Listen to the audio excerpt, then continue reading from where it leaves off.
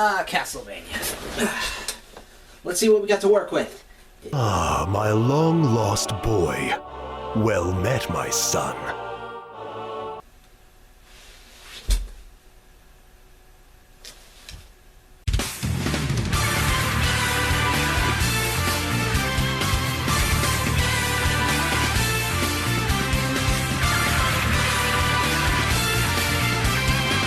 Hello and welcome to The Smartest Moron, where I'm learning that curiosity is killing me instead of my cat.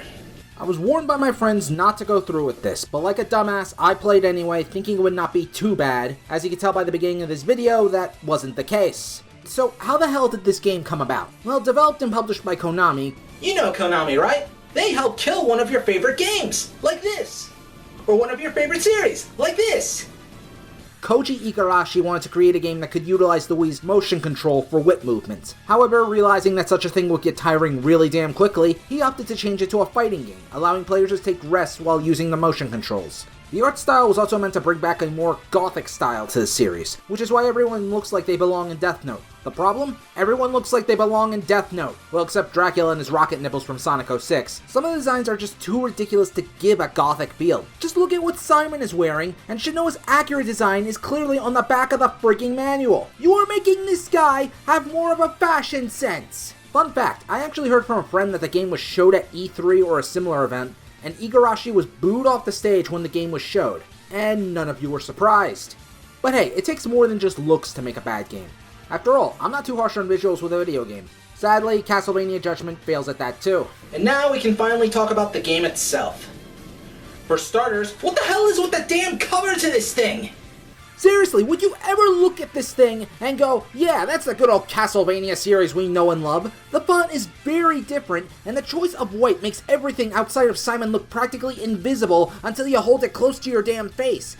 It's just not an appealing cover to attract fans to the series, especially when Simon looks like a red-haired Light Yagami in bondage. Also not helping things is the intro. I mean, the music sounds great, right? But the action itself isn't really energetic enough. We should not be seeing Light versus Sephiroth, Simon versus Alucard, Aeon, then Maria for some reason, and then no one else.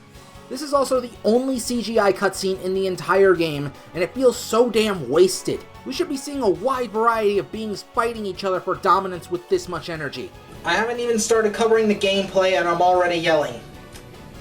On the positive side, this pain is short, so let's just dive into Castlevania Judgment. Come on, everybody! Give me your strength!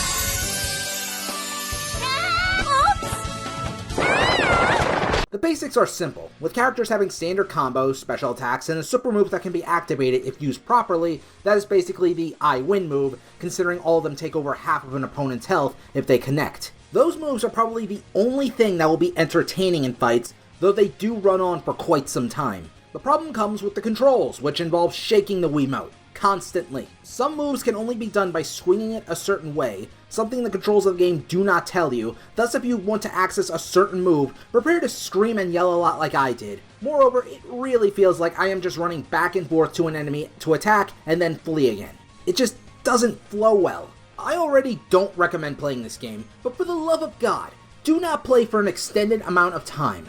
I did so like a dumbass and managed to hurt my arm using the Wiimote. You know, I realized this game was made so there wouldn't be an adventure-type Castlevania game where you swing the controller like a whip, and I think this game exists to tell us to shut up about it. Mission accomplished! The balance of this game is absolutely horrendous too. Some characters are easily more powerful than others, if only because some have long-range attacks, some have an easier time executing their specials, or Dracula being impossible to beat without using jump attacks thanks to the constant teleportation. Fun fact, Dracula is only faced in 2 storylines. The sub-weapons add to this, primarily the clock. Prepare for your best friend to hate you, since it does freeze any and all enemies, minus the true final boss, and it might as well be another I win button. Then again, your friend probably already hates you because you're forcing him to play Castlevania Judgment. The idea of environments within the stage actually having hazards such as zombies, traps, and ring outs sounds good in theory, but is executed poorly when you add into the game's worst enemy, the camera. This thing doesn't do its job well, not giving enough of a sight balance when characters go to a long distance or even when combos are happening. This is where 3D fighters tend to ruin things because it's hard to enjoy anything when sight is taken away from the player. And control. And fun. And money. There are a few extra things at least. There's a mode where you can explore doors within a castle, or rather these images of doors, and fight many enemies and bosses to gain gear and eventually fight Dracula like in the old Castlevania games. This gear can then later be used to customize your characters, like giving them a top hat. Let's see if the fun factor increases.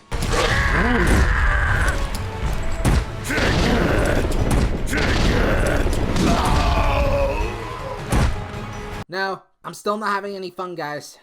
I once heard from a lot of people that they actually enjoyed the castle mode and consider it the one shining gem in the game. That it felt like a 3D Castlevania game, despite, the broken controls. However, I have a solution to that little problem so that way you don't have to play this game.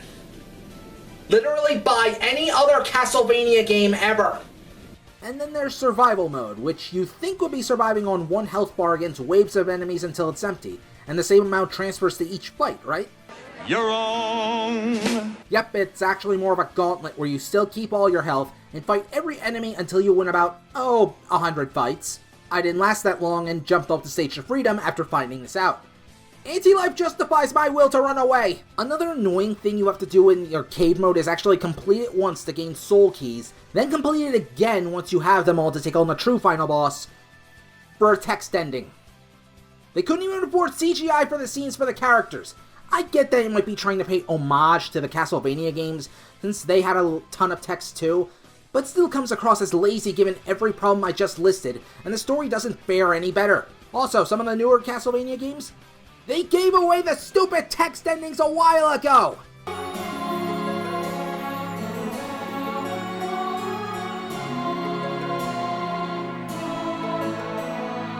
The story mode is pretty damn bare. A mysterious being who controls time named Aeon, an original character for this game, has summoned together many various characters within the Castlevania universe. Each story mode starts up the same way, with the character questioning what they are doing there. Aeon says exactly the same damn lines almost every damn time, and then they have to fight other characters from the series until their personal final battle with their rival character. I realize that fighting games do not have the strongest of stories, and even some of my favorites like Guilty Gear and BlazBlue can be heavily convoluted. However, it's still not really an excuse, as fighting games can certainly have good character interactions, or at least have some fun with their story.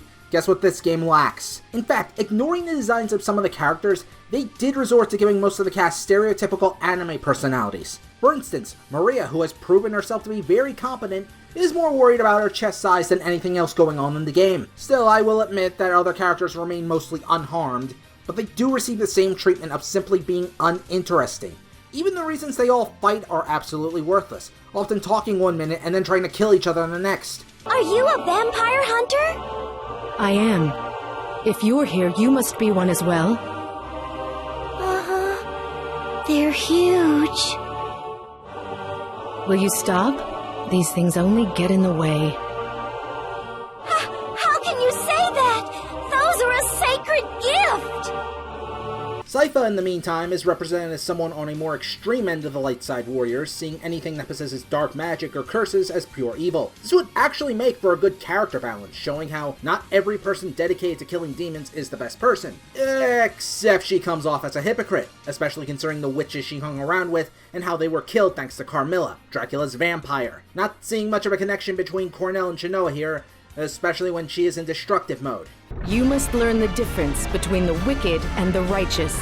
No, I think it's actually you. Admittedly, she is taken before her time with Trevor and Grant, but it doesn't make the character likable. Hell, she got her mastery over the elements thanks to spirits! Ghosts. That kind of deal. The same thing she's arguing against in this game? Sypha Bilnades. A goddamn hypocrite. But I think you get the idea about the characters, right?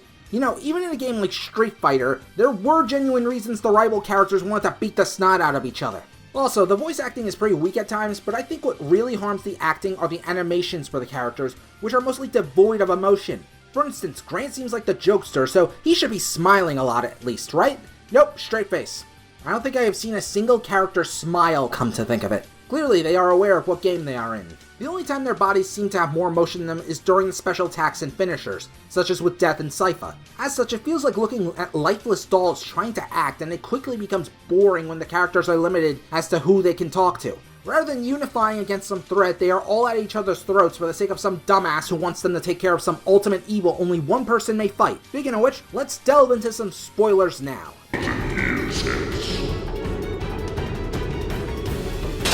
Your visage mocks me. Die. There's not even a point for me to have this. The spoiler of the game is that you fight something called a Time Reaper sent by an enemy of Dracula, who was once a pawn in the game Symphony of the Night, and that's pretty much it. There's no real build up to it either. I debated on beating this with every single character, but it's all pointless as they just end up forgetting the adventures or give nothing regarding character development. I'm looking at you, Maria, and your quest for big tits. Well, that was mostly true, except for one character. The one nobody cared about. The Golem. The Golem is an enemy in the games that usually varied in shape and size, and had the common theme of firing gigantic lasers. This time he's been shrunken down to being only a bit larger than everyone else, and rather than be some mindless monster who follows Dracula, he is actually learning to come to terms with having a soul. It feels like a basic Frankenstein story, with everyone fighting him for being a creature of the dark, yet no matter what, Golem expresses his desire to not fight, let alone kill humans. There's even a good moment where, while he realizes he cannot be a human, that simply possessing the emotions is what makes his humanity a real thing. It's even really tragic for the character as he ends up sacrificing himself to save everyone from the Time Reaper, and just to get killed by some vampire hunter when his soul is gone forever. However, it's not a perfect story, as I just went over the problems present within it, much like other stories. Lack of interactions with other characters, stupid reasons for fighting, etc. Even so, I love the Golem, and he was the only good thing about this game. Farewell, Golem. Yours was the only campaign I ever cared about.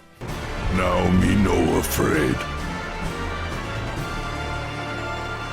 Aeon, on the other hand, the only other original character, was an idiot and a waste of time.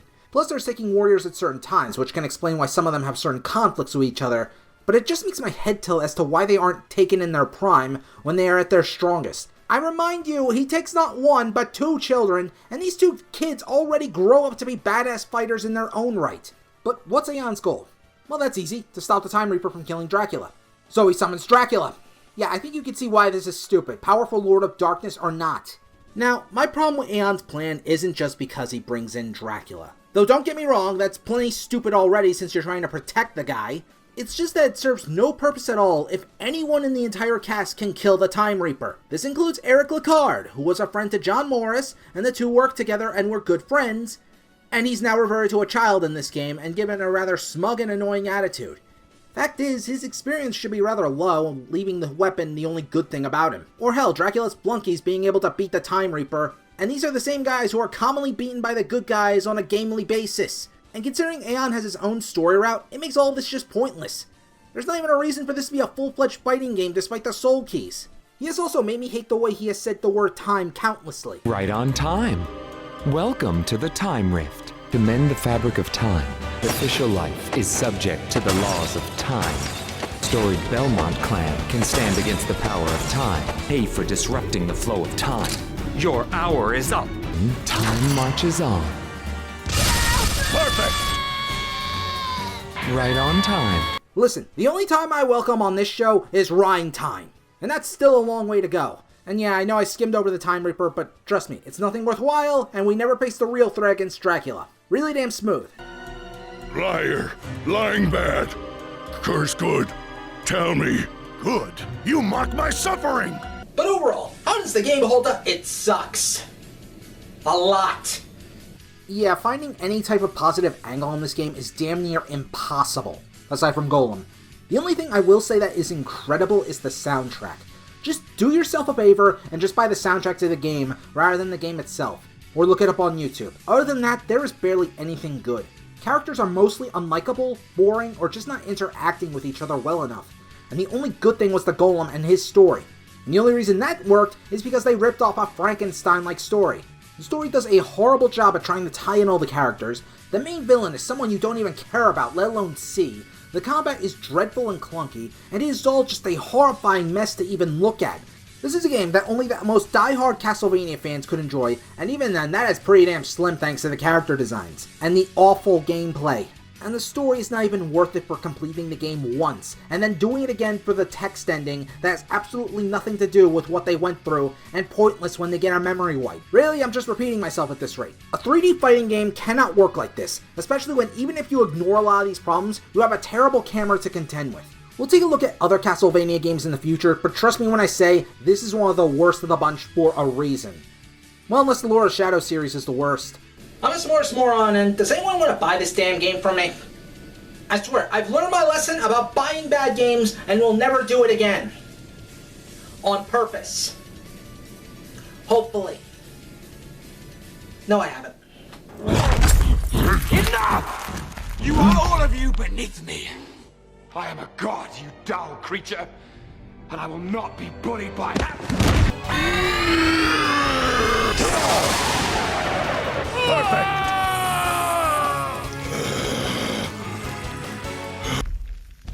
Puny god.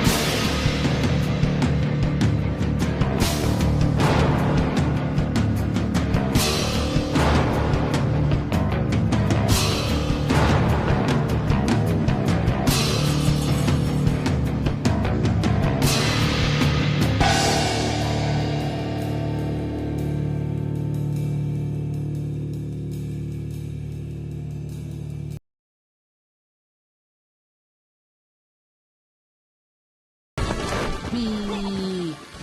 I can glide! Whee! No, screw you, man. I'm not fighting you. Whee! Whee! Ow, ow, ow, ow.